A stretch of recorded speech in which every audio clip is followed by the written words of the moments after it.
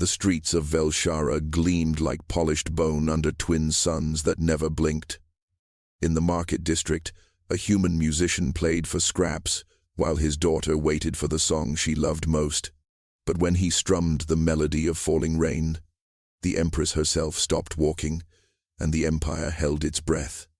Because that song should not exist, and the child who requested it remembered a world the galaxy had buried 300 years ago. Before we dive in, let us know where you're watching from.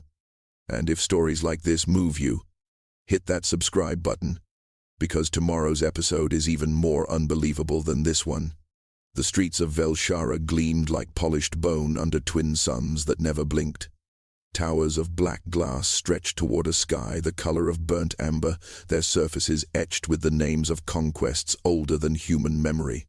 In the market district, where the air smelled of spice and metal, where 1,000 species bartered in languages that clicked and hummed and sang, a human man sat on the edge of a dry fountain and played a guitar strung with wire salvaged from starship hulls. His name was Kale, and no one cared. The crowd flowed around him like water around a stone, their robes of silk and scale brushing past without pause. Coins rarely landed in the battered case at his feet. Humans were a novelty here, a footnote, a species that had arrived too late to the galaxy's table and found all the chairs taken. But Kale played anyway, his fingers moving across strings with the muscle memory of a man who had forgotten how to stop. Beside him, cross-legged on the cracked stone, sat Nira. 7 years old, dark hair pulled back with a strip of cloth, eyes the color of Earth's lost oceans. She watched the crowd with the quiet patience of children raised in the margins, her small hands folded in her lap. She did not beg. Her father had taught her never to beg. The song he played was soft, melancholic, a melody that drifted through the market like smoke. Some Ashiri paused, heads tilting, as if the sound triggered something deep and dormant. But they moved on quickly, shaking off the feeling like dust from their shoulders. When the song ended, Nira leaned close. Her voice was a whisper that somehow carried weight. "Papa," she said, "will you sing the rain song tonight?" Kale's fingers stilled on the strings.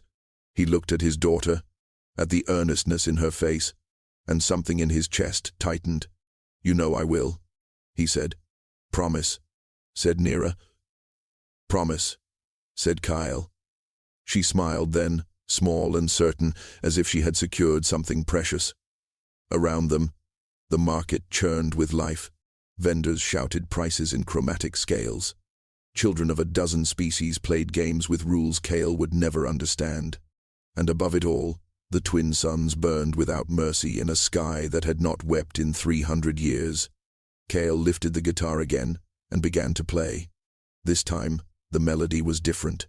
Slower, haunting. Notes that fell like drops against stone, building into a rhythm that mimicked something the world had long forgotten. The rain song. And in the shadows of the upper district, where the Empress walked among her people in disguise, Velora stopped. Her hand rose to her chest, her breath caught. Because she knew that song, and it should not exist. Velora had not walked the lower districts in 7 years. Empresses did not mingle with merchants and beggars, did not breathe the same air as those who scraped their living from the Empire's edges. But tonight, wrapped in a cloak of muted grey, her crown left behind in chambers that felt more like tombs, she had slipped past her guards and descended into the world her policies shaped but never touched. The market thrummed with life she had forgotten existed. Laughter that was not calculated, haggling that held no venom. She moved through it like a ghost, unseen, her face half hidden beneath her hood. The Ashiri people knew her silhouette from banners and broadcasts. But here, dressed as no one, she was free to simply observe. Then the melody reached her. Soft at first, threading through the noise like a current beneath churning water. She paused beside a vendor selling fruit that glowed from within, her head turning toward the sound. The notes were strange, unfamiliar, yet they pulled at something buried deep in her memory, something she had locked away decades ago and sworn never to open. She followed the music. Her feet moved without her permission, carrying her through the crowd until she stood at the edge of a small clearing where the human sat. His guitar was old, its body scarred and patched. His daughter sat beside him, eyes closed, swaying gently to the rhythm. And the song was impossible. Valora's hand rose to her chest. Beneath her ribs, her heart beat against her palm like a caged bird. The melody spoke of water falling from the sky, of green things drinking deep, of a world that sang in the language of storms. She had heard it only once before, in a place she was not supposed to be, from a voice that had begged her to remember. The human's fingers danced across the strings, coaxing out a sound that should have died 3 centuries ago, when the last of the water keepers were silenced, when the rivers were drained and the aquifers emptied, and the sky itself was taught to forget how to weep, when her ancestors looked at abundance and chose extraction, when they buried the truth beneath monuments to their own glory. Tears pressed against the back of Valora's eyes. She had not cried since her coronation, when she swore the oath of stone and steel. Empresses did not weep. Empresses did not falter. But the rain song did not care what empresses were allowed to feel. Around her, others had stopped as well, an Ashiri mother clutching her child's hand, head tilted in confusion. A merchant with silver scales pausing mid-transaction, his wares forgotten. A soldier in civilian dress, his jaw tight, as if the music offended him in ways he could not name. The little girl opened her eyes and looked directly at Valora. For a moment, their gazes locked. The child smiled, small and knowing, as if she could see through the cloak and the disguise and the carefully constructed armor of rule. Then, the song ended. The market noise rushed back in, filling the silence like water into a broken dam. The crowd resumed its flow, the moment dissolved. But Valora remained frozen, her hand still pressed against her heart, her breath shallow. The human began packing his guitar, speaking softly to his daughter. They gathered their few coins, preparing to leave. And Valora knew, with the certainty of stone cracking under pressure, that if she let them walk away, she would spend the rest of her reign haunted by that melody. She stepped forward. Her voice emerged hoarse, barely above a whisper. "Where did you learn that song?" The human looked up. His eyes met hers, and for the first time in 7 years, Empress Valora felt truly seen. The palace guards arrived at dawn. 6 of them, armor gleaming like insect shells, their staffs humming with contained voltage. They found Kale and Nira in the small room they rented above a spice merchant's shop, walls thin as paper, a single window that looked onto an alley where nothing grew. Kale was tuning his guitar when the door burst inward. Nira sat on their shared sleeping mat, braiding her hair with fingers that did not shake even as the guards filled their world with metal and threat. "You will come," said the captain, a creature with 4 eyes arranged in a diamond across his face. "The Empress summons." Kale set the guitar down gently, as if it were made of glass. "My daughter," he said, "she stays here." "She comes too," said the captain. "Both of you. Now." They were not given time to gather belongings. The guards flanked them through the market, which had just begun to wake. Vendors setting up stalls. The guards, smell of cooking oils and morning bread drifting through air still cool from the night. People stared. Some whispered. A human summoned to the palace meant trouble or death, and often both in sequence. The palace rose like a mountain of black glass and silver veins, its gates tall enough to swallow starships. Inside, the corridors stretched in geometries that hurt to perceive, angles that suggested dimensions the human eye was not meant to process. Kale kept Nira close, her small hand wrapped in his. She did not cry. She had learned early that tears changed nothing. They were brought to the Hall of Echoes, a chamber where the ceiling disappeared into darkness and the floor reflected like still water. At the far end, seated on a throne carved from a single piece of meteor stone, sat Empress Valora. Her crown was a living thing, tendrils of light that pulsed with her heartbeat. Around her stood the court, dozens of high-ranking officials in robes that cost more than Kale would earn in 10 lifetimes. "Kneel," said High Chancellor Drevik, his voice like stones grinding. Kale did not kneel.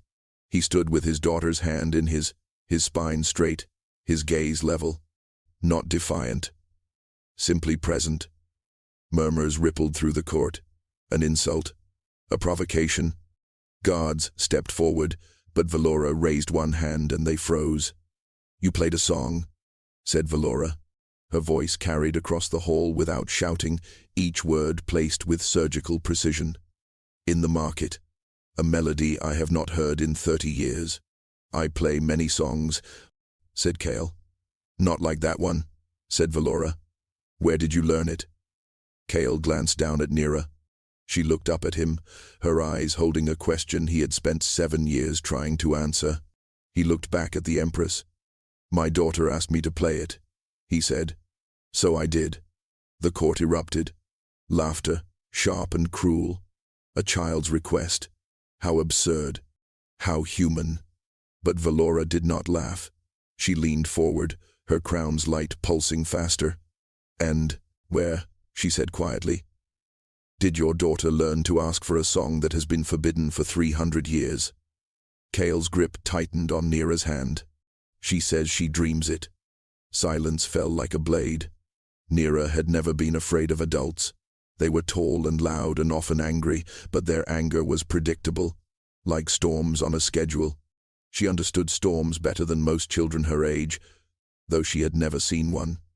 In her dreams, water fell from the sky in silver sheets, and the world drank deep, and everything sang. The Empress leaned forward on her throne, and the hall seemed to lean with her. "You dream of rain," said Valora. It was not a question. "Yes," said Nira. Her voice was small but clear, cutting through the vast chamber like a bell. High Chancellor Drevik stepped forward, his robes shimmering with threads of copper and gold. "The child has been fed stories," he said. "Humans cling to their myths. It means nothing." "Let her speak," said Valora. Nira looked up at her father. Cale nodded once, a permission and a protection. She stepped forward, leaving his hand, and the court watched as this tiny human child walked toward the throne with the confidence of someone who had walked this path 1,000 times in sleep. "I dream of water falling," said Nira. "It comes from clouds that are gray and heavy. It makes a sound like singing when it hits the ground. It smells like stones after fire. The plants open their mouths to drink it. The dirt turns soft and dark. And people who look like you, they stand in it and cry because they forgot what it felt like."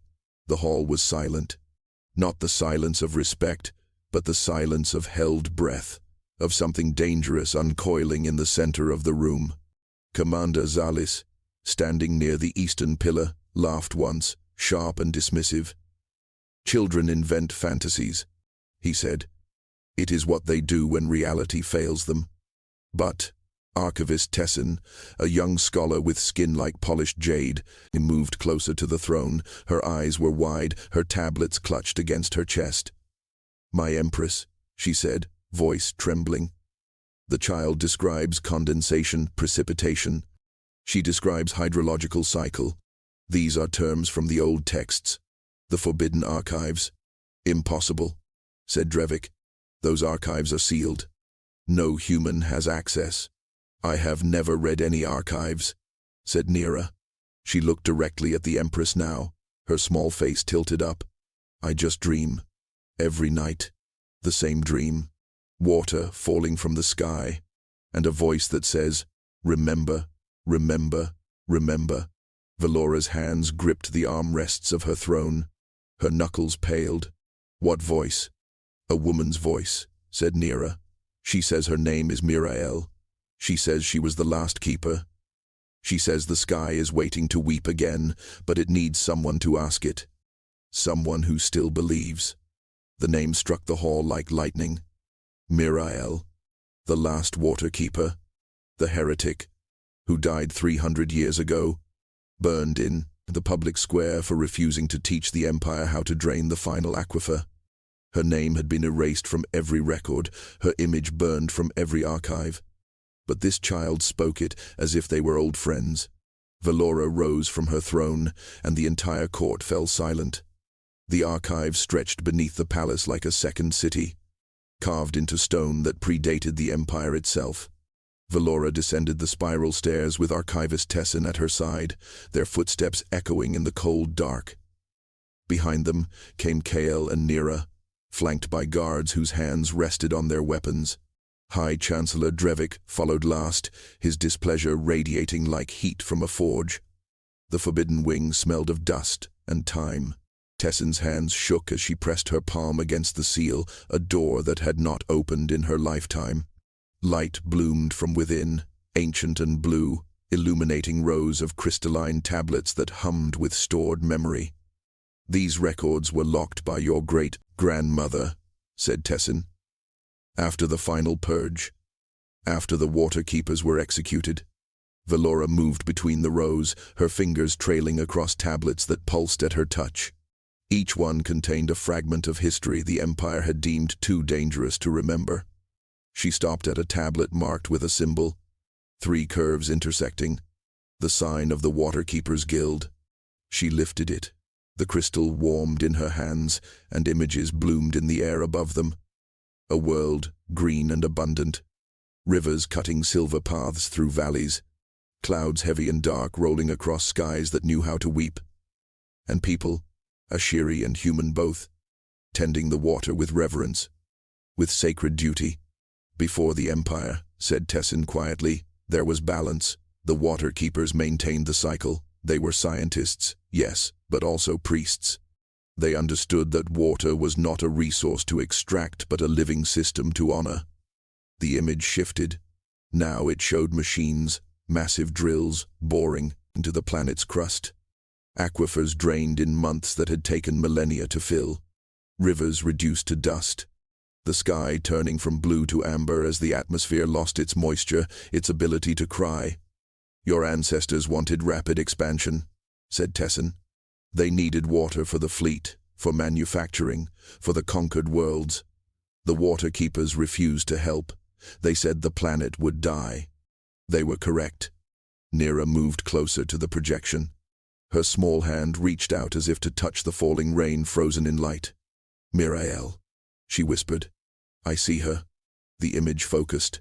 A woman with dark skin and eyes like storm clouds stood before a council of Ashiri lords. She wore robes marked with the 3 curves. She was speaking, pleading, her hands raised. But the lords turned away. "She was the last keeper to hold the complete knowledge," said Tessin. "She refused to share it under torture. She said the Empire had proven itself unworthy, that only when they learned humility would the sky forgive them. They burned her," said Drevik from the doorway, "as they should have. She was a traitor to progress." Valora turned slowly. Her crown pulsed with light that made the Chancellor step back. "She was right," said Valora, "and we have been dying slowly ever since. 300 years of droughts. Planets we colonized turned to dust within decades. We blamed the stars, but it was us." Kael spoke for the first time since entering. "The rain song," he said. "It was their prayer, their way of calling the water home." Valora looked at the human musician, and then at his daughter, who dreamed of a dead woman's voice. "Teach it to me," said Valora. "The court would call this treason, but truth has a way of demanding acknowledgement, even from empresses who built their thrones on lies." The council chamber filled with voices sharp as broken glass. Word had spread through the palace like fire through dry brush. The Empress had descended into the forbidden archives. The Empress had listened to a human child. The Empress had spoken the name Mirael aloud without punishment or shame. Now the high families gathered, their robes heavy with ancient privilege, their faces carved with generations of certainty. "This is madness," said Lady Korith, though her voice carried less conviction than her words. She stood near the window, her scaled hands clasped tight. "You would rewrite 3 centuries of history based on a child's dream?" "I would rewrite nothing," said Valora. She stood at the head of the table, her crown removed, sitting on the stone surface between them like an accusation. "I would only acknowledge what was always true." High Chancellor Drevik slammed his staff against the floor. The sound cracked through the room. "You would undo the Empire," he said. "Admit that our expansion was built on ecological murder, that we destroyed our own world, that we continue to destroy every world we touch. The colonies would revolt. Our enemies would see, and weakness. Everything would collapse. Everything is already collapsing, said Valora. Her voice was quiet, but it cut through the noise like a blade. We mine worlds until they become deserts. We watch our birth rates decline generation after generation. Our people grow sick with illnesses that have no name. We have been dying slowly, and we blamed everyone but ourselves. Commander Zalis rose, his armor catching the light. And you would take the word of humans, a species that has contributed nothing to this empire, who arrived as refugees and remain as servants. The water keepers were both, said Archivist Tessin. She had been silent until now, seated at the far end of the table. Both Ashiri and human. The old texts are clear. They worked together for millennia before the expansion, before we decided cooperation was weakness. Enough, said Drevik. He turned to face Valora directly, his eyes hard. My Empress, I have served your family for 40 years. I served your mother and your grandmother. I tell you now, if you pursue this path, you will not survive it. The noble houses will not accept humiliation. The military will not accept blame. And the people will not accept that their glorious history is a lie built on bones. Valora picked up her crown. The living tendrils wrapped around her fingers, pulsing in rhythm with her heartbeat. She had worn this weight since she was 20 years old. 15 years of smiling while her world died. 15 years of perpetuating the same lies that had been fed to her. She looked at each face around the table. Some showed anger, some showed fear. Lady Korith's face showed something else, something that looked almost like hope. I have a choice, said Valora. Silence the musician and his daughter. Reseal the archives. Continue the slow death. Or face the truth and perhaps find a way to live differently. She placed the crown back on her head, the tendrils tightened, and she felt their weight like never before. I choose truth, said Valora, even if it costs me everything. The council chamber erupted into chaos, and the empire began to fracture. By nightfall, the palace divided into camps. In the eastern wing, High Chancellor Drevik gathered the traditionalists, nobles whose wealth flowed from mining operations on 17 worlds, commanders whose careers were built on conquest. They spoke in hushed tones behind doors, sealed with energy fields, their words sharp with betrayal. In the western wing, a smaller group assembled around Lady Korith. Younger scholars, minor nobles who had seen their family lands turn to dust, officers who had watched colonies fail despite every advantage. They did not speak of revolution. They spoke of survival. Between these two forces, Valora sat alone in her chamber. The crown rested on a table beside her, its tendrils dark and still. Through the window, she watched the city spread below like a circuit board, lights pulsing in patterns that had remained unchanged for centuries. Somewhere down there, Kale and Nera were under guard in guest quarters that were prisons by another name. She had not known what else to do with them. A knock at her door. Enter, said Valora. Archivist Tessin slipped inside, her arms full of tablets. Her jade skin had paled to the color of seafoam. My Empress, you need to see these. I found them in the deeper archives, records from the Purge itself. She activated a tablet. Images bloomed, grainy and ancient.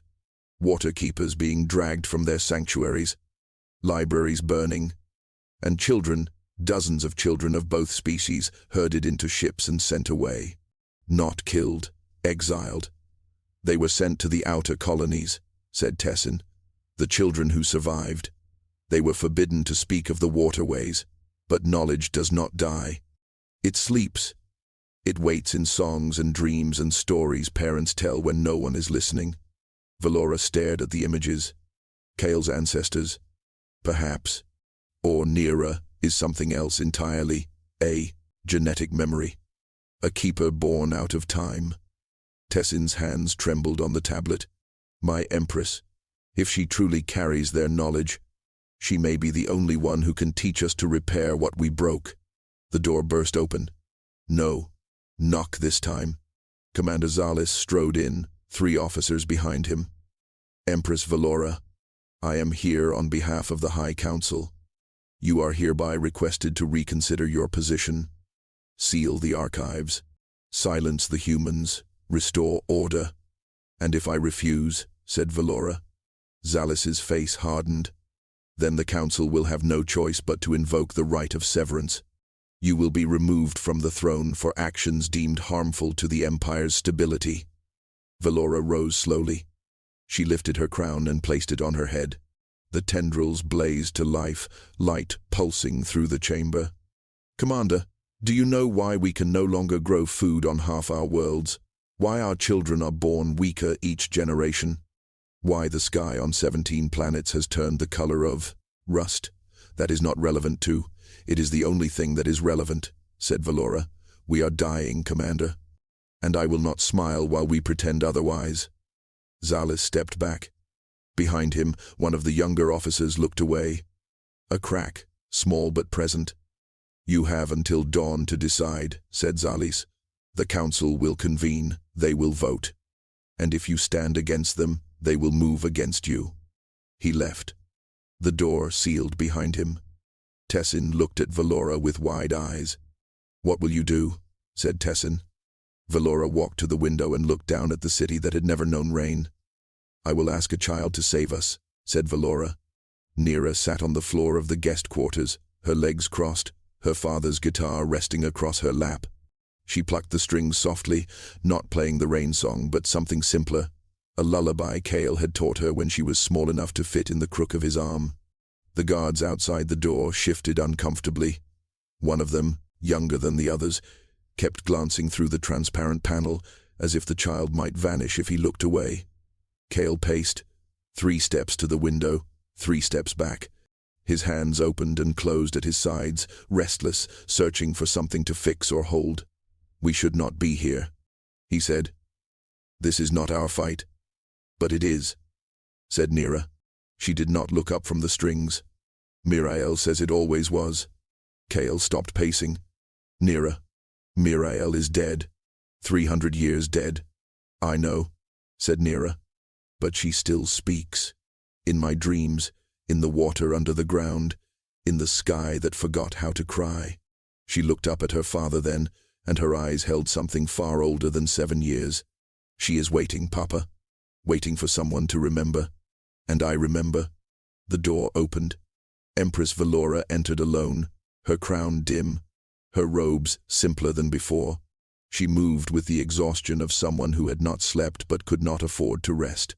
She knelt on the floor across from Nira, meeting the child at eye level. The council will vote against me at dawn, said Valora. They will remove me from power. They will reseal the archives and likely exile you both to a colony world where your voices cannot reach anyone who matters. Nira set the guitar aside carefully. You are afraid, she said. Yes, said Valora. I am afraid of losing everything I have worked for. I am afraid of civil war. I am afraid that even if I tell the truth, no one will listen. Then do not tell them, said Nira. Show them. Valora's brow furrowed. How? Nira stood. She was so small, barely reaching the Empress's shoulder even with Valora kneeling. But she moved with purpose, crossing to the window where the amber sky pressed against the glass like a dying sun. She placed her palm flat against the surface. Mirael taught the water-keepers a ceremony, said Nira. Not a spell, not magic, just a way of asking, a way of showing the sky that we remember it, that we are sorry, that we want to learn again. She turned back to Valora. I can teach it, not just to you, to everyone, anyone who wants to learn. The council will never allow it, said Kale. Then we do not ask the council, said Nira. She looked at Valora with eyes that held rain and storm and something unbreakable. We go to the market. We sing the rain song where everyone can hear. And we teach anyone who stops to listen. Valora's breath caught. A public ceremony, no guards, no control. It would be chaos. It would be vulnerability. Lady Korith's voice came from the doorway. She had entered silently, her face drawn but determined. I will stand with you, she said. And I am not alone. Valora looked at the child, at the musician, at the noblewoman who risked everything. She thought of her throne, her crown, her legacy. Then she thought of the sky that had forgotten how to weep. At dawn, said Valora, we go to the market. Dawn broke over Velshara with the color of old copper. The market stirred slowly, vendors unrolling their canopies, the smell of spiced bread drifting through air that tasted of metal and dust. The crowd gathered in their usual rhythms, unaware that their world was about to tilt on its axis. Then the Empress arrived, not in a procession, not surrounded by guards. She walked through the market entrance, wearing simple robes, her crown left behind. Beside her walked Kael with his guitar, and Nera holding her father's hand. Behind them came Lady Corith and Archivist Tessin, and others who had chosen truth over comfort. The market froze. Voices died mid-sentence. A vendor dropped a crate of fruit that shattered across the stones. Everyone recognized the Empress's face, even without her crown. To see her here, walking among them, was like watching a star descend to touch the ground. High Chancellor Drevik appeared at the market's edge, flanked by guards and furious nobles. Empress Valora, you violate protocol. Return to the palace immediately. Valora did not turn. She walked to the center of the market, to the dry fountain where Kael had played 2 nights before. She stepped onto its edge and raised her voice so all could hear. I come to ask forgiveness, said Valora. The words echoed across sudden silence. 300 years ago, my ancestors destroyed the waterkeepers. They drained our world to fuel an empire built on extraction. They lied and called it progress. And we continued the lie because admitting the truth felt like dying. Gasps rippled through the crowd. Drevik started forward, but Lady Corith stepped into his path, her hand on her blade. Our world is dying, said Valora, not from age, from our choices, and I will no longer pretend otherwise. She turned to Nera and knelt on the fountain's edge, in front of thousands, an empress kneeling before a human child. Teach me, said Valora. Teach us all. Nera looked at her father. Kael's hands trembled on his guitar, but he nodded once. Nera stepped onto the fountain beside the Empress. Her small voice carried with a clarity that defied her size. The rain song is not just music, said Nera. It is remembering. It is saying to the sky, we know what we took from you. We know what we lost. And we want to learn to listen again. She began to hum, low and soft, a melody that rose like water finding its level. Kael's guitar joined her, strings catching the tune and carrying it higher.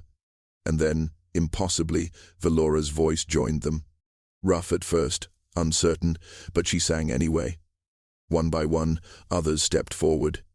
Tessin, Lady Corith, a young soldier, a merchant with scales like moonlight.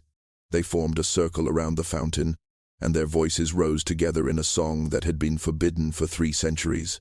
Drevik shouted orders, but his guards did not move.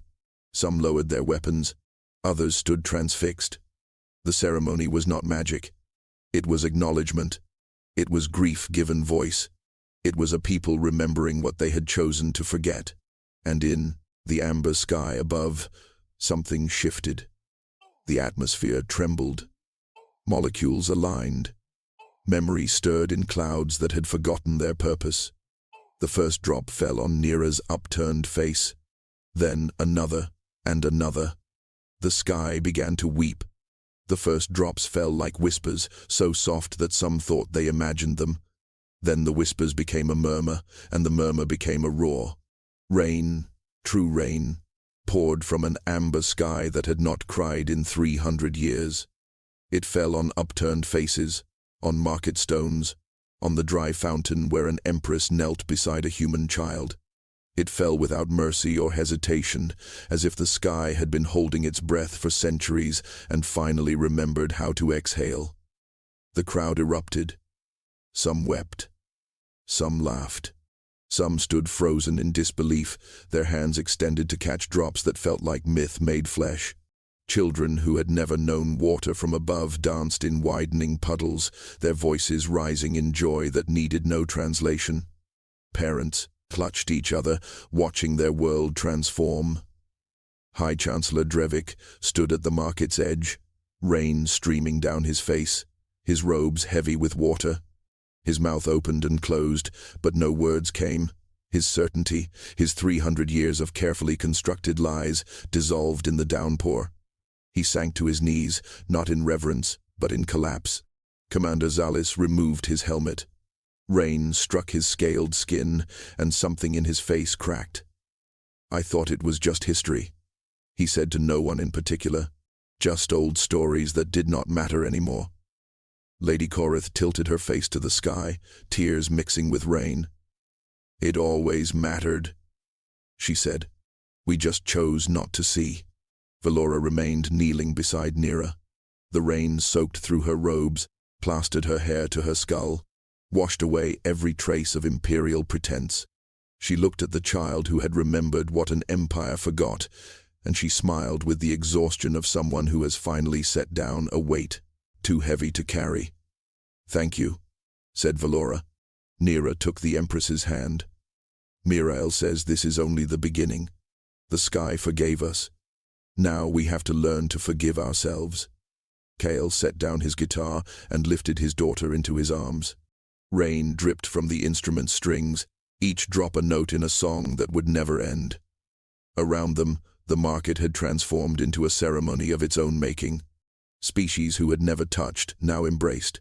Nobles and servants stood side by side, equally drenched, equally humbled. Archivist Tessin activated her tablet, recording everything. Not for archives that would be sealed, but for schools that would teach this moment to children not yet born. The day the sky wept.